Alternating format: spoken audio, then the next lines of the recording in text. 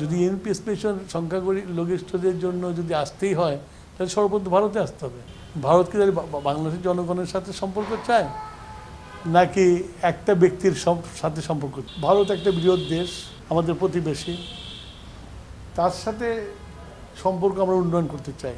কিন্তু ভারত যদি নিজেই সম্পর্ক নষ্ট করে তাহলে আমরা কেমন করে উন্নয়ন করব? এত এত এত উদ্বিগ্ন, এত টেলিভিশনে প্রচার, বাংলাদেশের বিরুদ্ধে প্রচার, তাতে মনে হয় যে ওনাদের যে লালিত যে সরকারটা ছিল সেই সরকারের পতন হয়, তারা আহত হয়ে যায়। সংখ্যালঘু সম্প্রদায় এই সময় সবচেয়ে শান্তিতে আছে।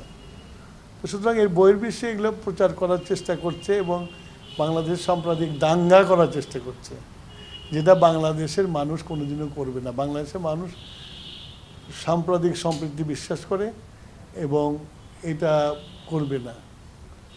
আজ যত বলা হয় কয়জন নিহত হয়েছে এত বড় একটা পতনের পর, যারা যেসব হিন্দুরা এক্সট্রিম আওয়ামী লীগ করতো, আওয়ামী লীগে নির্যাতন করতো, তারা হিন্দু বলে মামলা থেকে বাদ পড়ে গেছে।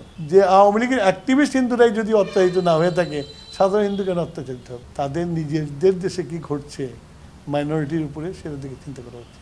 এটা কোনো মতেই কোনো ডিপ্লোমেসি নর্মের মধ্যে পড়ে না।